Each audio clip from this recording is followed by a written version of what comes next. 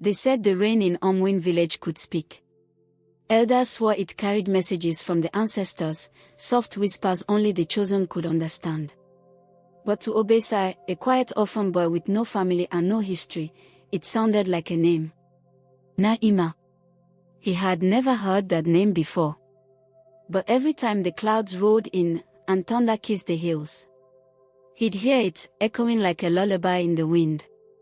Obesai never knew his parents. Raised by the village priestess, he spent his childhood in shadows and silence.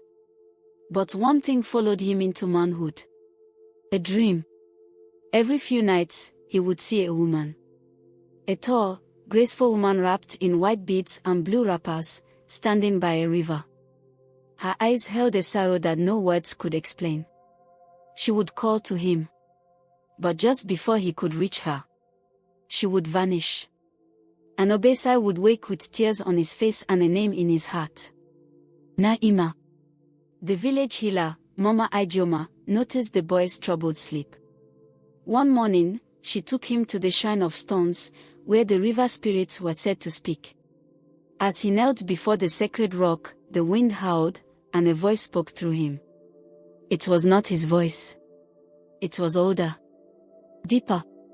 Sad. We were lovers before time began. But I died before we ever met again. Everyone around gasped. Obesai collapsed. And when he woke, the priestess stared into his eyes and whispered, "Your soul remembers what your body cannot." Naima had lived 134 years earlier. A healer's daughter, she was betrothed to a warrior, but her heart belonged to a stranger. A man who appeared to her in visions, in dreams, in firelight. She believed he was her true soulmate. But before he ever came, she died of fever during the great drought. The villagers buried her beneath the whispering tree. And many claimed her soul never left. One evening, Obesai noticed a mark on his palm. A curved shape like a crescent moon. The same mark seen in an ancient drawing of Naima's lost love. Drawn by Naima herself, in a journal found sealed in a clay pot near her grave. The journal ended with a haunting line. "If he finds this, know I waited."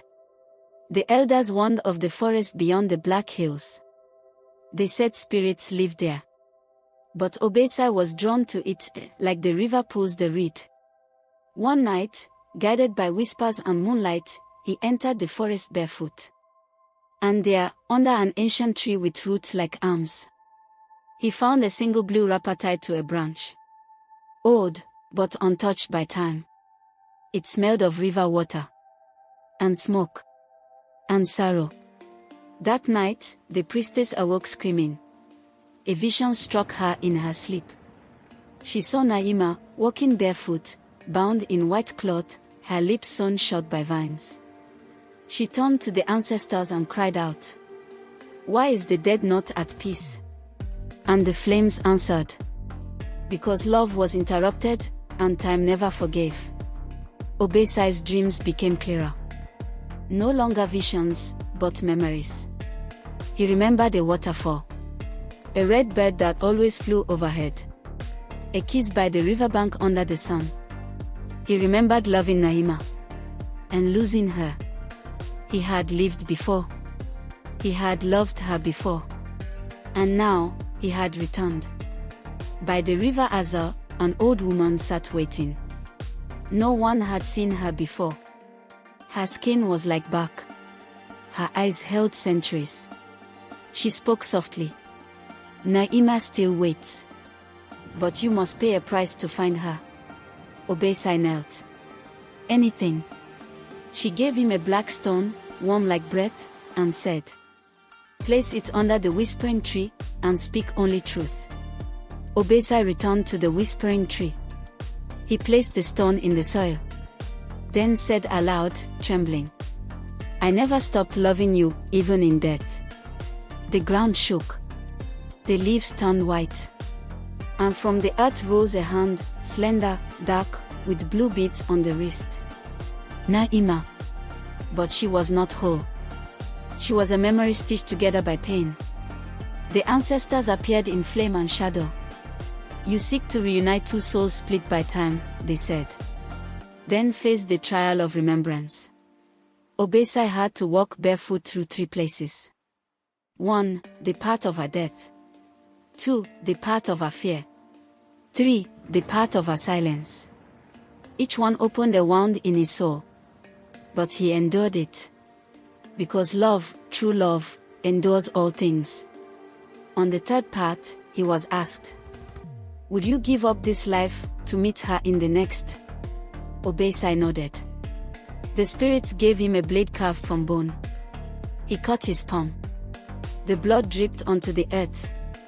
And from that moment, he began to forget the present. His world began to shift. Backwards.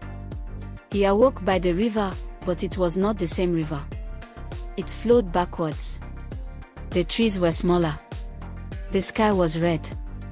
He was no longer Obesai. He was Akena, the warrior. And Naima stood before him, alive. You found me, she whispered.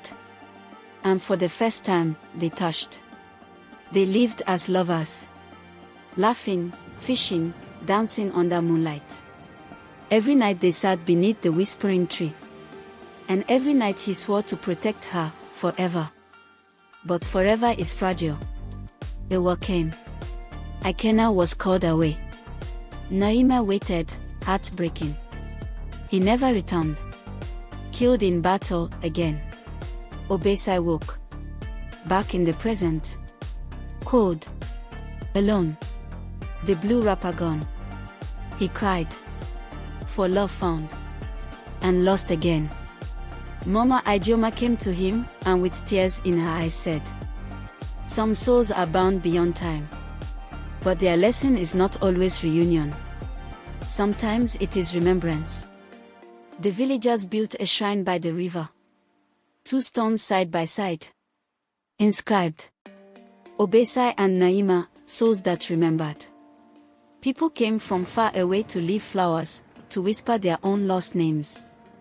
Children tell the tale of a man who loved a woman he never met. Of a spirit who remembered a face across lifetimes. Of a love that never had a beginning and no end. Sometimes, during heavy rain, when the wind moves through the hills, you can hear it. Naima. And if you listen closely, another voice answers, I remember.